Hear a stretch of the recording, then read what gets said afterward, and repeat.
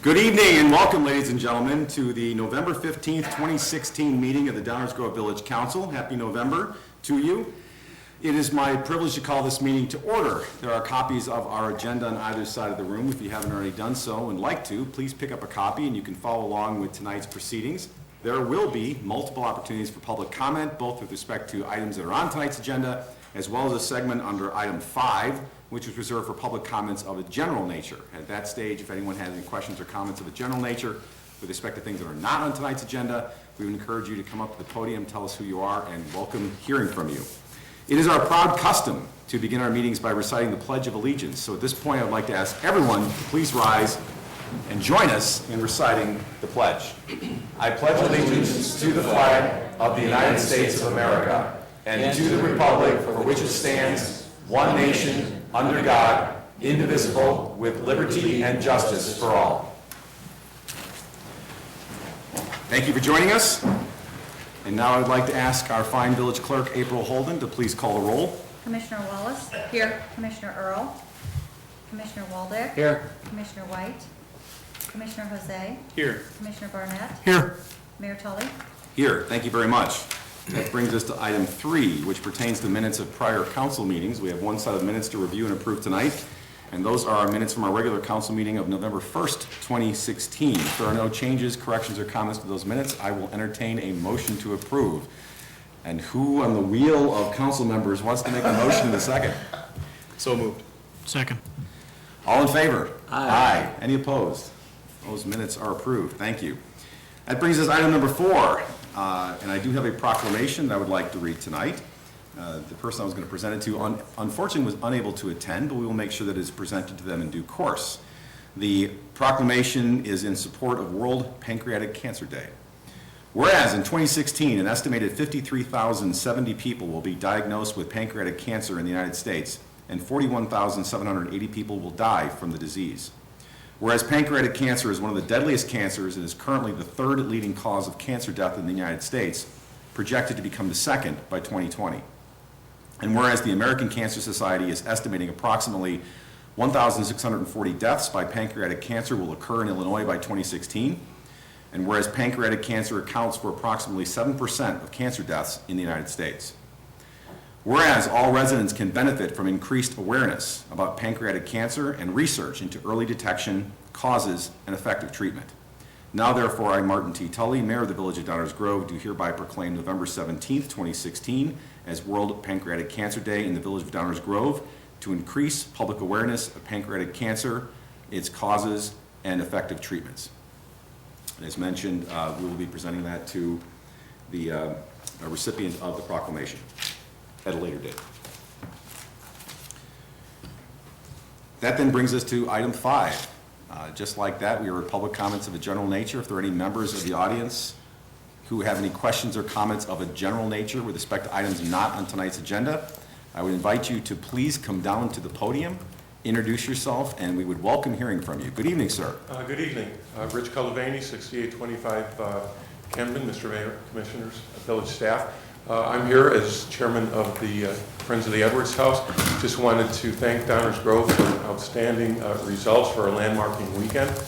We had a special program held at the library on how to landmark your home and the historic home program in conjunction with the Historical Society and the Downers Grove Museum. We filled the room up there. There were about 40 people, very similar to the turnout that we had for Founders Day for a similar event. Our own Stan Popovich came and spoke to explain how the new ordinance is simplified and easier to work with. And other people talked about the historic home program and that type of recognition. Then on Sunday, we had our first ever house tour, landmarking house tour, where 5 of the landmarked homeowners opened their homes, and we had somewhere between 75 and 100 people from the community actually go through those houses to not only look at the outside of a historic home, but look at the inside of a landmarked home. So Downers Grove stepped up, a good event, and we look forward to having other things like this in the future. And pictures are posted on our Facebook page, Friends of the Edwards House. Thank you. Thank you, Mr. Cullivaney, and I regrettably wasn't able to attend the landmarking seminar on Saturday, but I heard it was quite excellent and very well attended. I did have the genuine privilege of attending the historic landmark home tour, which was terrific. And if you think that just about a year or so ago, we couldn't have had a historic landmark home tour, wouldn't have been much of a tour. Now, it's really quite a big deal, and I learned a great deal about some of the structures and the people associated with them that I didn't know beforehand. So it was a great day for it, it was well attended, and I just want to thank on behalf of the entire village, the homeowners that opened up their homes to those who were interested in learning more about some of the real historic gems in our community. And I know that there are future events planned, and looking forward to it next time. But thank you. This is a real good example of community elevation, education, and celebration of historic preservation in our community. Thank you. Other questions or comments of a general nature from any members of the audience? Items not on tonight's agenda. Very well. Hearing that there are no further ones, we will move to item 6, which is our consent agenda. Do I have a motion to approve the consent agenda as presented? Mayor Tully, I move to accept the consent agenda as presented. Second. Any questions or comments from members of the audience with respect to any items on tonight's consent agenda? Any questions or comments from members of the village council? Hearing none, may I have a roll call, please? Commissioner Waldeck? Aye. Commissioner Barnett? Aye. Commissioner Wallace? Aye. Commissioner Jose? Aye. Mayor Tully? Aye. Consent agenda passes unanimously. That then brings us to our active agenda, item 7, and we have 2 items on tonight's active agenda. Item 7A, do I have a motion to adopt a resolution granting historic landmark designation for 710 Maple Avenue, otherwise known as the J.J. Cole House? Mayor Tully, I move to adopt a resolution granting historic landmark designation for 710 Maple Avenue as presented. Second. Any questions or comments from members of the audience? Questions or comments from members of the village council? Going to have something after the vote. Roll call, please. Commissioner Waldeck? Aye. Commissioner Barnett? Aye. Commissioner Wallace? Aye. Commissioner Jose? Aye. Mayor Tully? Aye. And let's do this. Let's do the next motion and vote, and then what I would like to do is pause and present historic landmark certificates to both the Orwins and the Hubers, but let's do that after we get that vote stuff out of the way. Next, item 7B, do I have a motion to grant, do I have a motion to adopt a resolution granting historic landmark designation for 4540 Highland Avenue, otherwise known as the Bernard House? Mayor Tully, I move to adopt a resolution granting historic landmark designation for 4540 Highland Avenue as presented. Second. Questions or comments from the audience? Questions or comments from the council? Roll call, please. Commissioner Waldeck? Aye. Commissioner Barnett? Aye. Commissioner Wallace? Aye. Commissioner Jose? Aye. Mayor Tully? Aye. That motion also passes unanimously. Now, I'd like to pause and first invite up James and Maren Huber, owners of the J.J. Cole House, and present you with this certificate.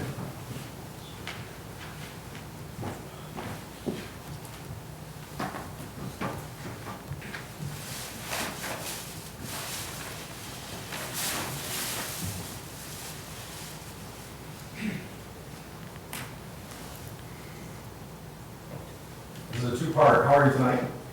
Fine, thank you. Good to Very see you. excited. Good to see you.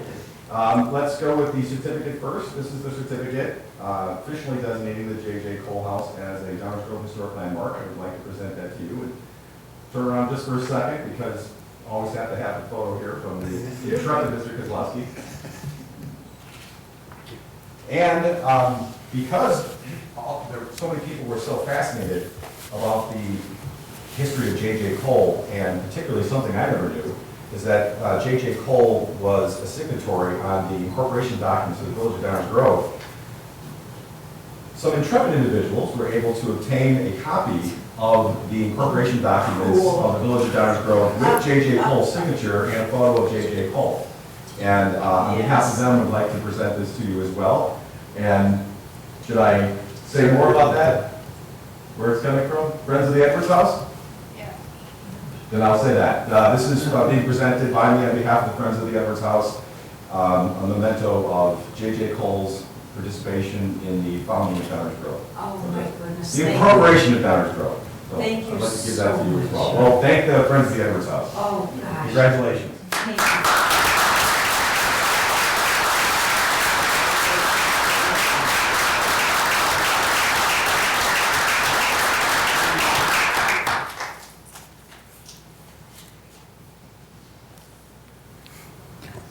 Maren Huber, 710 Maple Avenue, owner of the J.J. Cole House.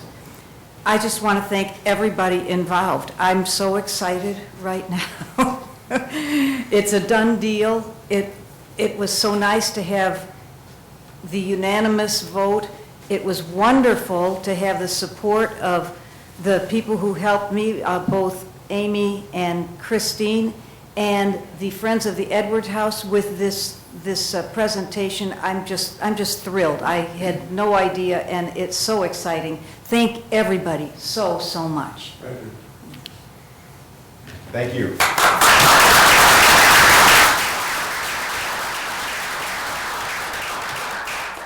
As importantly, I would like to now invite up John and Patricia Orman and present you with a certificate of historic landmark for your home at 4540 Highland Avenue, otherwise known as the Bernard home. Please, good to see you. Thank you. Good to see you.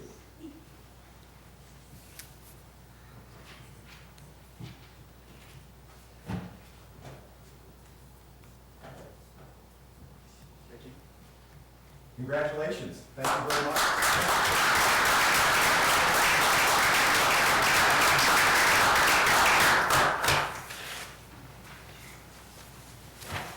Again, I'd like to thank everybody that helped get us to this point. I think when we moved here 35 years ago, I never would have thought that the old house that we moved into was going to be recognized as something special.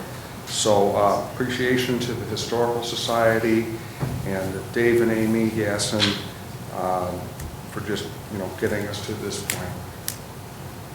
Thank you. Terrific. Thank you very much.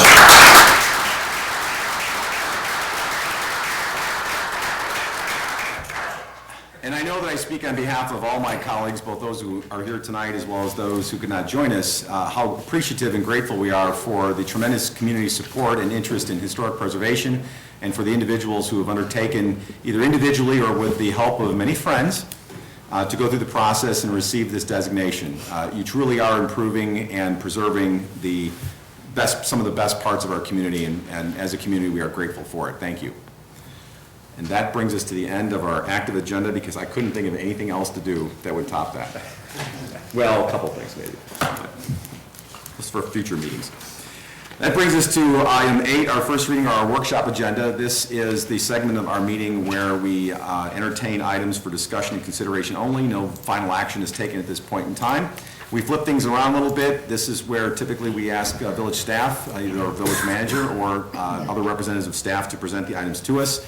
We usually start with the village council this time, asking questions, and then we'll turn it back to the audience for questions after we've asked our whatever input that we've had to begin with. With that, I will turn to our village manager, David Fieldman, to introduce the items under our first reading, our workshop agenda. Good evening. Good evening, Mayor Tully. Thank you. The first item on tonight's first reading agenda is consideration of a motion estimating the 2016 property tax levy. Here to present information on this item is our Deputy Village Manager, Mike Baker. Good evening, Mr. Baker. Good evening, Mayor, members of the council. This item continues our budget and tax levy adoption process, which began back in October. And you can see here we are a little over halfway through with the estimation of the property tax levy. And there'll be several other meetings in the coming weeks that will ultimately lead to adoption of the tax levy on December 13th, so is when we have it scheduled for. There's some detailed information in the staff report. This slide summarizes that information and shows how the amount of the total levy, which is a little over $30 million, is not actually reflective of the levy that will ultimately appear on the residents' tax bills. First of all, it includes the village's portion of the levy, but also some other portions, such as the Downers Grove Public Library and special service areas, which pertain to smaller geographic parts of town. So that brings the levy down to about $24.8 million. And then we'll go through a process of abating portions of the levy. And what that means is that there are certain debt service payments for which we have other sources of revenue available, and so we can abate the tax levy components. And that will reduce the levy further to just under $17 million. And then the council really has a decision to make, which is reflected here, on whether to levy that $17 million, which does include $3.9 million for stormwater improvements, or to remove that $3.9 million, which you can see is the figure shown at the bottom of the slide, and would further reduce that levy amount to $12.8 million. So that really is a very brief summary, but again, more information in the staff report. Turning back to the schedule for one more comment, part of the reason that we need to have an indication of what that levy amount would look like is because of a requirement to publish a truth in taxation notice, which will appear in the local paper on November 23rd, and is required to appear a certain number of days prior to the public hearing. So that's part of the reasoning for why this item is being presented in this manner this evening. Be happy to answer any questions. Sure, thank you. Just a few things. One, obviously, as the slide that's up on the screen shows right now, this is the next step in a process that leads to our budget adoption as well as the adoption of our annual tax levy. And we are moving along right on schedule, but of course, the process continues, and we still are welcoming of comments and questions with respect to the budget or the levy. And this is the first reading for that. The second item is that, and I say this every single year, we only use this word abate once a year, and it's in connection with the levy. And of course, I think you described it probably as best as it could be described, Mr. Baker. Thank you. But I think it bears repeating that we have to publish a levy of a certain amount because of state law, but we know or we expect that we will have sufficient revenue from other sources that we will not have to actually collect a portion of those property taxes that the levy specifies, and therefore we will abate or to lessen or reduce an amount, the actual amount collected. So even though the number will be one thing, what we actually will collect from property taxpayers will be something less because we have other forms of revenue.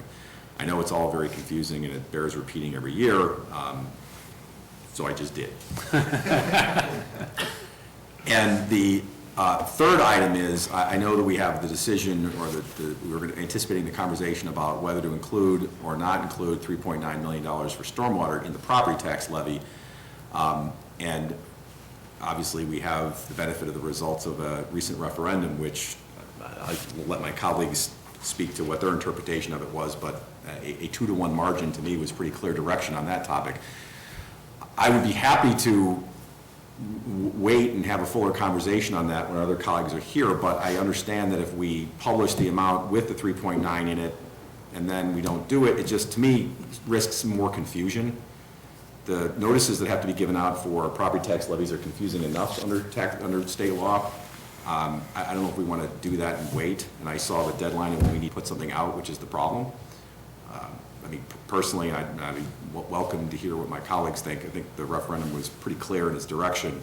I see no reason to include the 3.9 in what we publish as a notice, because unless somebody wants to make a really good argument as to why they want to do something other than what the referendum said, I don't know why we'd want to put that out there. I think it just risks causing more confusion. So that's just my thought on it. I don't know what others think or have questions about it. Commissioner Barnett? I agree entirely, Mayor. I think, I mean, that slide that's up there right now, is that, I don't know if that appears on the TV screen, but that's crystal clear to me. That direction is rock solid and overwhelming, in my opinion. I think we ought to remove that immediately. I think we ought to remove that 3.9 immediately. Any confusion that we might inject to the process is really a bad move on our part. And, I mean, unless there's a majority of the folks up here that for some reason want to keep that levy in place, but being this just being advisory, I understand that. But I think we ought to follow the direction given by that referendum. Thank you. And I forgot to mention, I have not heard from Commissioner Earl, but I happen to hear from Commissioner White, and I know he thinks likewise. I couldn't be here tonight, and I know they'll both be here next time. But my concern is that if we wait and we have to publish something that includes a number that I'm sensing nobody has any intention of actually including. But I'll wait and see what others think. Commissioner Jose? I'm in complete agreement. The people have spoken, and we ought to abide by it. Like you said, 2 to 1. The stormwater utility is around, whether we all like it or not. Well, certainly the people do. Commissioner Wallach? Yes, I mean, I think we should follow what the referendum clearly indicated. I think it was a bit of a surprise with all the discussion we had that it came out so crystal clear. But I would like to go ahead with that, but I think we need to have some sort of education out there for the possibility of the 3.9 actually showing up on the fees sooner rather than later. So, the rejoicing in the streets might be a little less when they find out that they're just going to get the bill in a different manner.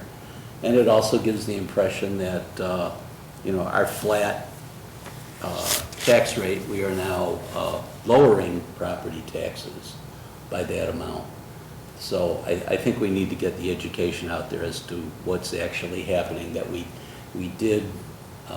are doing what the residents, what the voters wanted, and we wholeheartedly go along with that, but we also need to give them a heads up on what might be coming down the line as well. Thank you, Commissioner, but just to clarify, by removing the 3.9 from the property tax levy, that won't change anything for the average resident, because the 3.9 is currently coming from the utility, which is a line item on the water bill. So what the referendum simply said is, maintain present course and speed, don't change it. So I don't, and this is a different conversation about how much the stormwater utility fee ought to be. That's another conversation. Yeah. But the current amount that's budgeted, 3.9, That 3.9 was just an attempt at replicating Right. the same revenue With source, maintenance. total Right. revenue, if it were moved over. So right, exactly. But absent a change in the amount of the stormwater utility fee, and really not the fee, it's really the amount that we want to secure for stormwater operations, capital, and maintenance, the public won't see a difference. Now, I agree with you with respect to the amount. That's obviously Yeah. another conversation. But with respect to whether it shows up or not, no one's going to see anything different than what we're currently doing. Otherwise, I agree with the others that we should. And the only reason I mention that, quite frankly, because I did receive one comment from a resident that thought the outcome of the referendum was we were going to begin a stormwater utility. And I had to remind the gentleman that, well, actually, it's been going on for 3 years. All this means is that we'll continue it. It's not. He must have really been mad about his water rates. And just to be clear to that point, item B on the slide, that 12.79 million, that is the number that's been in the proposed budget and discussed Right. since September. So it's consistent with the budget. Right. But to Commissioner Waldak's point, if there were an increase in the amount of the stormwater utility fee in the aggregate for whatever reason, that would, yes, change the amount that people would end up paying on their, as far as the fee, and that's a separate conversation, which we have to have every year, and I'm sure we'll have it. Yep. Commissioner Wallace? For the sake of sounding redundant, I agree with the council. Okay, and I'll ask for questions from the audience in a second, but I think what we're hearing from the council, absent being persuaded otherwise, is there's no reason to put the $3.9 million into the noticed property tax levy, because we're not going to collect that for stormwater. It will continue to be funded through a stormwater utility fee. Yes, thank you. Okay. Questions or comments from the audience?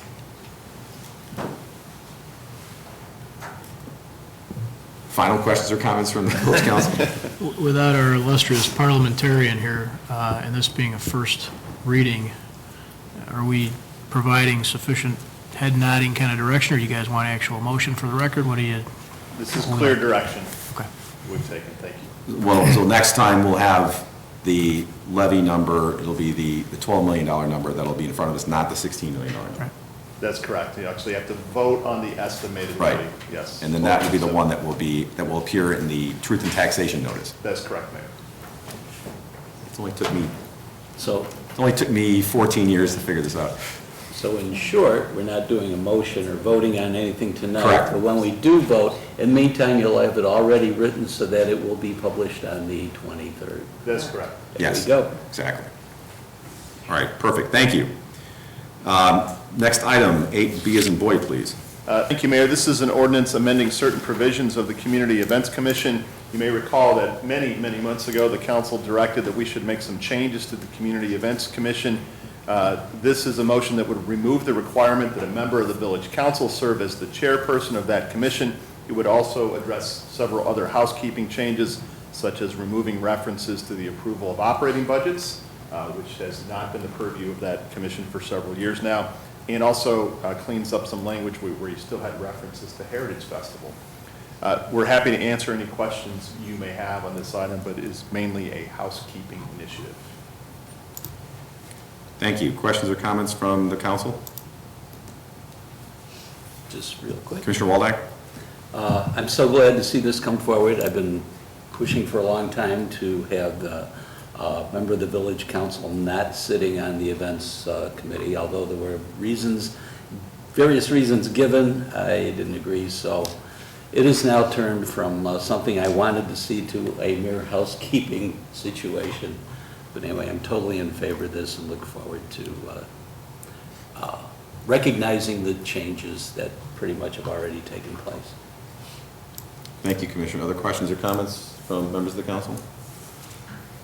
Just to take the history a little bit further, because on a historic night, I have to add some history. Before I was on the council, I got on the council, and I'm starting to sound like, yeah, aren't I? Hey, you kids, get off my lawn. Right, okay, I got it. Yep. 2001, when I first got on the council, the Community Events Commission did not have a council member on it. The thinking at the time was there were a couple different boards and commissions that arguably had a budget to recommend. They made recommendations with respect to the expenditure of funds. That was the Community Grants Commission and the Community Events Commission, and I think that was it. And the thinking at the time was, well, since there are two bodies that are making recommendations for how funds are expended, and candidly, once it got to the council, it was very hard to make changes. The council thought, well, we want to have someone on the council, on those boards and commissions, who can represent the council in terms of what the fiscal direction was and things of that nature. And that's how the two boards were reconstituted, so that not only was a council person a member, but was also the chair of each of those organizations. Fast forward, and that worked fine for as long as it existed, but then there were some things that changed in, I don't know if it was 08, 09, somewhere in that vicinity, where essentially community grants, there was no more community grants. So community grants kind of went away by itself. Community events continued, but obviously had a much, well, let's just say its function was greatly abated.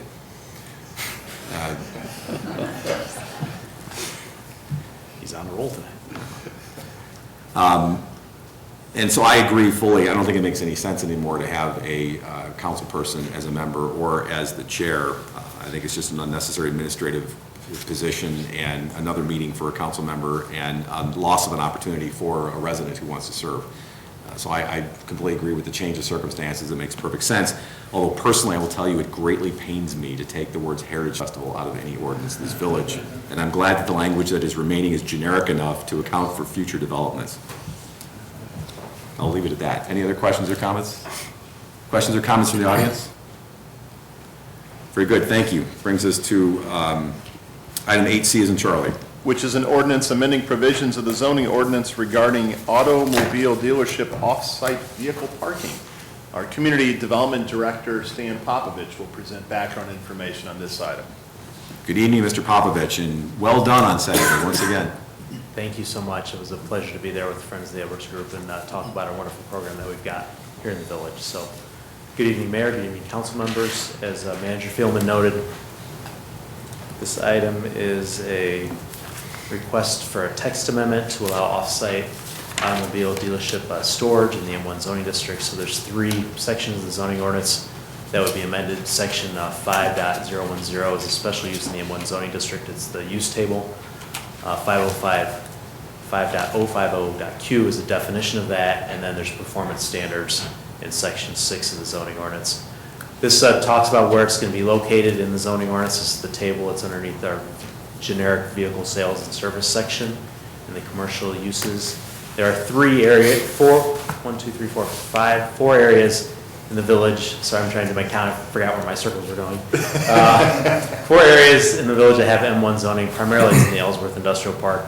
There's some stuff, some M1 on Warrenville and then along the BNSF railroad tracks where this would be amendable. So this is really to allow automobile dealerships to store excess vehicles in these areas that can't fit onto their existing property, primarily along Ogden Avenue, which is where the majority of the car dealerships are. So, and then we define what this storage is. So it's really a storage for sale or for lease vehicles. So the way the ordinance is written is they could not store cars that are waiting to be repaired or serviced, or junked vehicles, damaged vehicles here. So it's really where they get a shipment in, and it's the amount of the cars that they have to come in that they can't store them all on site. They have to sell a few, so they'll store some off-site. So it's got to be, it's not contiguous to the principal business location either, so that's why it's off-site storage. There are performance standards. In addition, it's going to be a special use, so there's special use standards in 12.020F would still apply.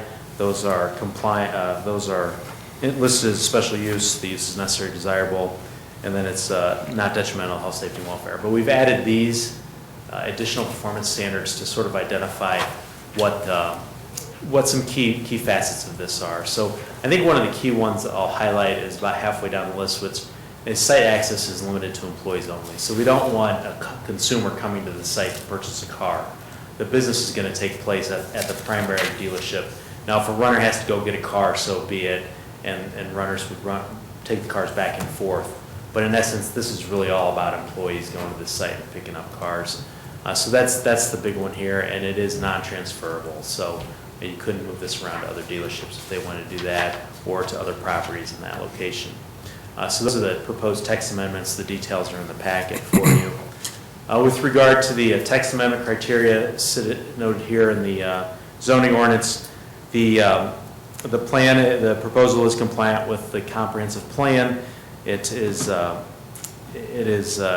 comprehensive plan notes that we should remain competitive for automobile dealerships and uses in the village, and so this provides them with some competitive equality in the other neighboring communities where they might have larger lots to store vehicles. And then it addresses a challenging or changing situation, which we see with some of our smaller dealerships on Ogden Avenue looking for some extra space, especially with the consolidation of dealerships after the Great Recession as well. So that is my presentation this evening. I'm here to answer any questions, and I believe Michael Castle is going to say a few words as well about the request, as he's got a letter of support in the packet as well. Very good. Thank you, Mr. Popovich. Any questions for Mr. Popovich before we invite or ask Mr. Casa if he wants to say something? Questions from the council? Mr. Casa, if you would like to, we'd always welcome hearing from you. Thank you. Good evening.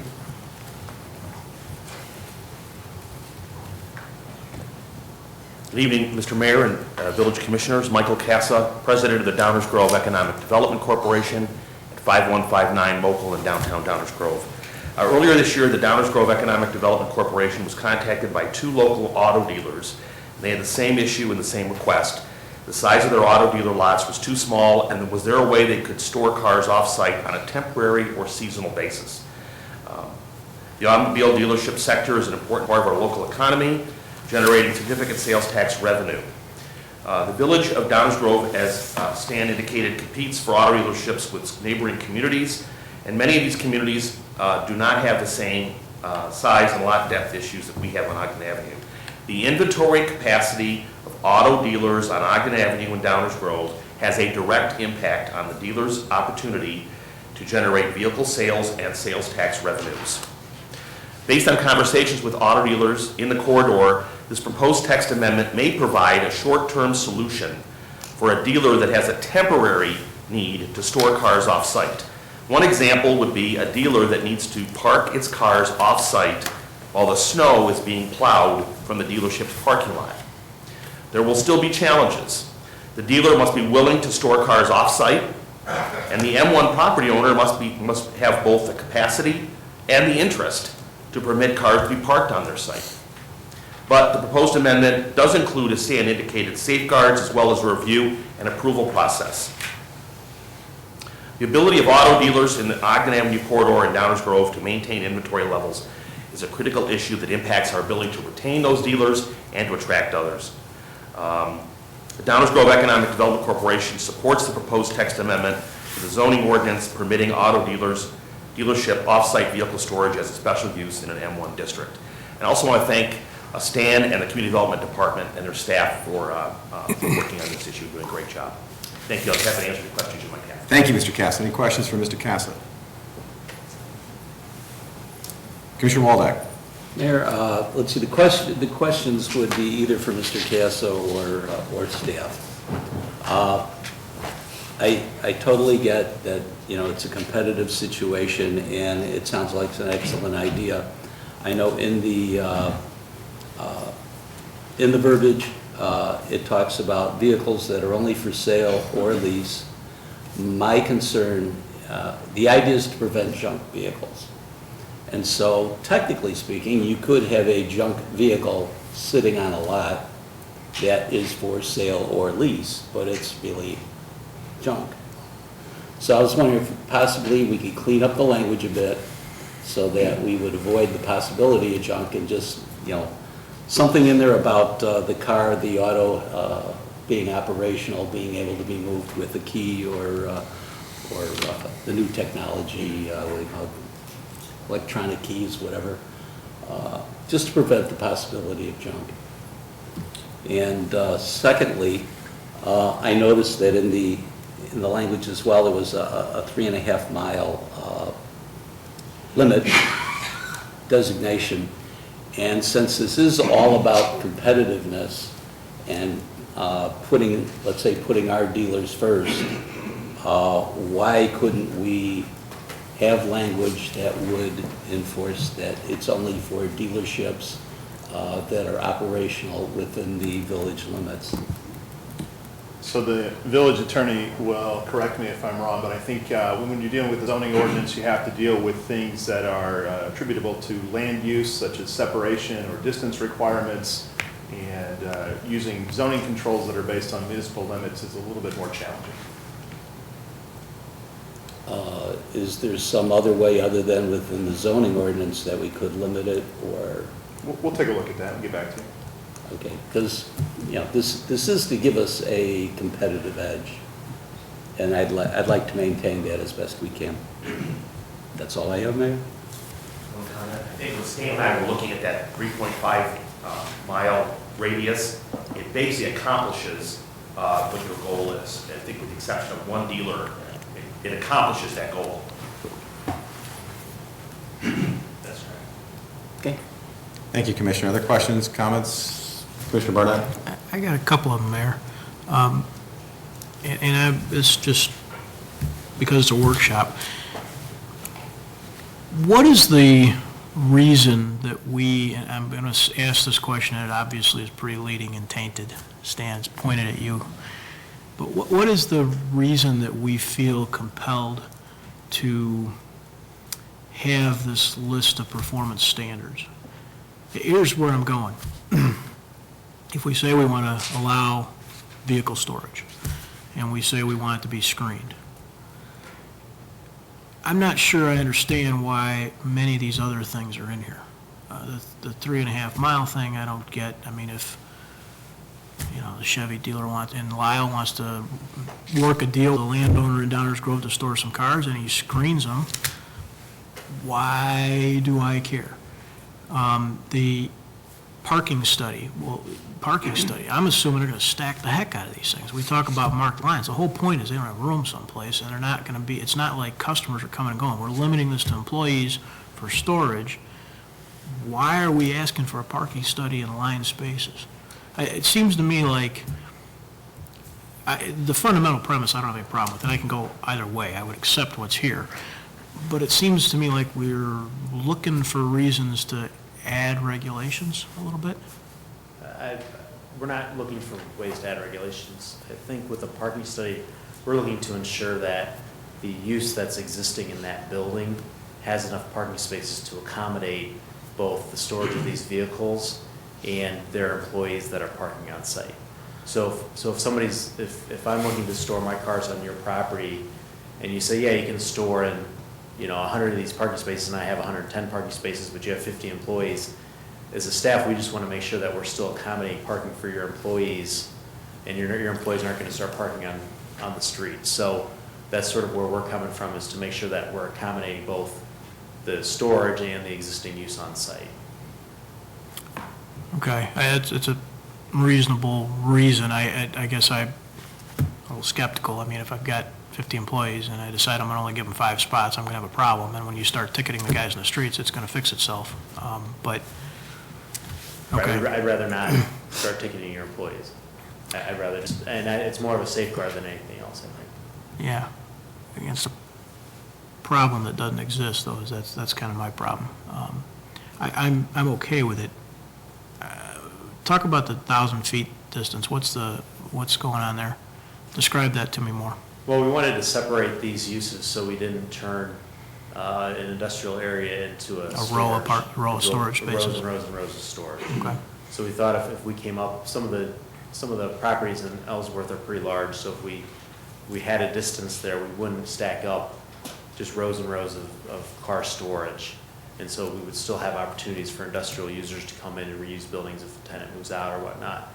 So that was sort of the separation distance. We didn't want to group them so close together that it changed the feel of the park. So again, though, if we're screening them, why do we care? For screening? I mean, if we're screening them, why do we care if there's 3 of them in a row?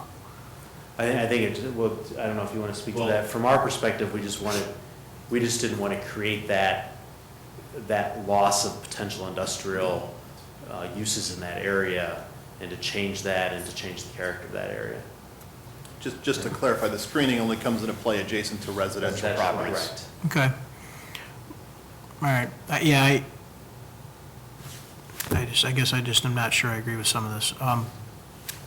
If we don't want to prevent other industrial uses from coming in, but we aren't preventing industrial uses from coming in. The guy who decides to rent the space to a dealer to store cars is the one preventing it, and why can't he do that? I mean, I don't understand. I'm not sure I agree with a lot of this, but I'm okay with the premise going forward that we would allow some spaces. It just feels like we've looked for opportunities to try and prevent problems that we think might exist with no idea if they're going to exist, and then the result is to limit pretty artificially some of the potential people from utilizing this. I'll let it go, Mayor. No, thanks, Commissioner. And I understand your thoughts about where the needle ought to set. It sounds to me, just to paraphrase your comments, that the concept is fine, but in some of the measures that have been proposed to address what could be potential issues, that perhaps it's not necessary yet. I see your point. I'm of the mind that this is fine, because I think I understand there's a rational basis for everything that is being proposed. I am confident that if it doesn't achieve the desired goal, there may be some adjustments down the road like we do with other things. I mean, there's some other ordinances we passed recently. We passed them. We found out that they weren't being utilized as much as possible because there were some in-the-field challenges. And if we're trying to facilitate a certain type of outcome or accommodate a particular general request to help facilitate the success of businesses in our community, then I think we can probably address these things if we need to. And I'm sure Mr. Cassidy would probably be one of the first people next to Mr. Popovich to get the phone call.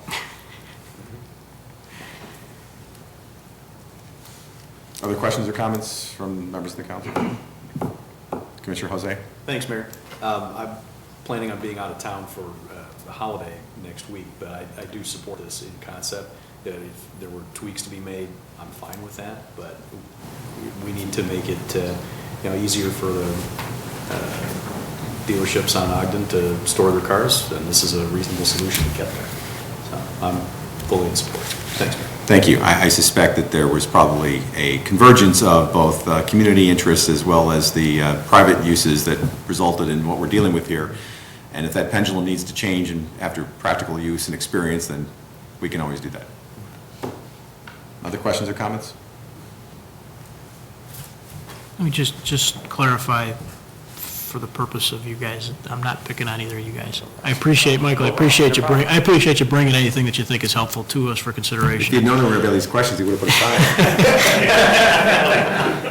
Stan, when I said you were looking looking for reasons to regulate, I didn't mean Stan. I appreciate it. This is obviously well thought out, and you two are together on it, and so that's a positive thing. I'm just trying to think this thing through, and so take it for what it is. That's fine, and Michael brought up the point, I mean, the parking study, really, we're not looking for something that we would see from a new multifamily development. We're just looking for something that we can understand, that these uses are here, and this is how many spaces you're using. And so we're not looking for a very in-depth something, we just want something that we can understand and go, yes, they have the space to put it here, that we're not going to impact the business that's using the space. You're not putting any red light cameras in the parking lot? No, not at all. So the way this is structured, though, really, somebody would have to, an existing dealer would have to get this set up with somebody. It's really not just it's not necessarily an inventory management unless they plan today to have this facility available to them in the future. And because by the time you do a parking study and you do some screening, Right. it's not like, oh, I got a truck coming that didn't sell as much as I thought, I need some space. That's not the way this is going to go. That's correct. I think as a practical matter, what's going to probably happen is if someone has a need to do this, and there's one that does have a need with regard to snow removal, snow plowing, they've got to go find an M1 property owner who'd be willing to let cars be stored on their property, probably short term, and that they have a capacity and availability to even do it. And I think that's going to be the biggest challenge, is actually finding a property owner, even with removing the screening requirement, who's willing to do it. Just if they did find one, we didn't want that to be an impediment to it. It's still going to be a real challenge. Plus, a lot of dealers aren't going to want any cars stored off-site.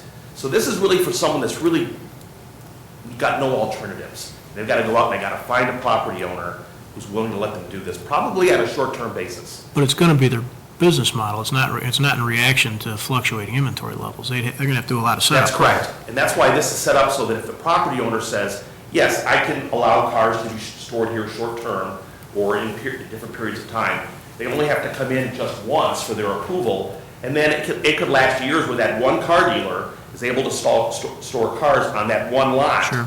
Because they've gone through the approvals. And I do think if this one dealer who's got an issue with snow removal can find someone that will let them store cars there, it'll probably last a long time until that property owner says, we no longer have the availability of the lot space for you. Okay. I'm done. Thank you. Thanks for the comments and the discussion. Questions in the audience? Comments? Very good. That ends our We'll be first seeing reading. this again. Thank you, Mayor. That ends our first reading tonight. Thank you very much. It brings us to the mayor's report, and I've got a couple of things here, 2-3 things. First of all, in my capacity as the liquor commissioner for the Village of Downers Grove, I need to make a public service announcement, so to speak. With respect to a liquor license application, the village has received an application for an on-premise beer and wine-only liquor license from Wanartit Inc., doing business as Thai First, located at 2249 Maple Avenue. Pursuant to Section 3-12 of the Liquor Control Ordinance, a public hearing for a liquor license application may be waived. The application must be placed on file for a minimum of 2 weeks, subject to public comment prior to the issuance of a new license. So the application's been sitting there for 2 weeks, aging appropriately on the shelf. At this time, I am placing this application on file, and will be on the shelf. At this time, I am placing this application on file with the village clerk's office. Barring any objection, once the 2-week waiting period has passed, a liquor license shall be issued to Wanartit Inc., doing business as Thai First, located at 2249 Maple Avenue. That ends the official liquor statement of record. Item number 2, and actually, I'm not going to steal Commissioner Wallace's thunder, so I will just... You might go ahead. I will just go to item 3. No, it's all yours. I'll just say that something occurs in 9 days, 12 hours, 37 minutes, and 23 seconds, and you'll just have to wait to hear from Commissioner Wallace what it is. The other thing that is pending is it is approximately 210 days until Grove Fest 2017. And that's all I have for the mayor's report. That brings us to item 10, manager's report. Mr. Fieldman? Mayor Tully, no report tonight. Thank you. Very good. Back on the agenda, I see. Item number 11, our village attorney's report. Ms. Petrarca, good evening. Good evening, Mayor. Only 2 items to present this evening. The first is an ordinance amending certain provisions of the Community Events Commission, and the second is an ordinance amending the provisions of the zoning ordinance to allow an automobile dealership off-site vehicle storage as a special use in the M1 light manufacturing zoning district. That is all, Mayor. Thank you. Thank you very much. That brings us to council member reports. This is an opportunity for members of the village council to share with the public either items of interest or other goings-on in the community, or to share information with their colleagues regarding their liaison roles with other entities. Let's start with Commissioner Barnett, since we've made you so lonely sitting way down there at the end of the dais. I get it. No report, Mayor. Thank you. Commissioner Jose. Thank you, Mayor. I just want to wish everybody a happy Thanksgiving. Be safe and healthy, since I'm going to be out of town next week and will not be here at the meeting. But hope everybody has a great Thanksgiving. Thanks, Mayor. Thank you, which means you won't be here for the highly secretive event that we're all waiting for Commissioner Wallace to talk about. Well, like you, I didn't want to steal any thunder. All right. Commissioner Wallach. I have no report, Mayor. I want to hear. All right, well, What's going on? the anticipation is palpable in the room. I just can't wait any longer. Commissioner Wallace. Thank you, Mayor. I think was going to discuss something just slightly different than what you were. However, I will mention that the 13th Annual Bonfield Express 5K is Thanksgiving morning. I will be running it with my family for the 4th year in a row, and I believe the Mayor will also be running as well. It's an 8:30 start time. However, the Bonfield Express Foundation is still in need of volunteers. If you go to the Contact Us section on their website, they're looking for volunteers for Saturday, November 20th, and on the day of the race for cleanup. So if you're interested in volunteering, please go to the Contact Us portion on their website and sign up to volunteer. And what is that website, Commissioner? It is www.bonfieldexpress.com. Excellent, thank you. I have nothing Thank you. further in terms of my report, so with that, I'll ask for a motion to adjourn, please. So moved. Motion to adjourn. All in favor? Aye. Any opposed? We are adjourned, thank you, and good night.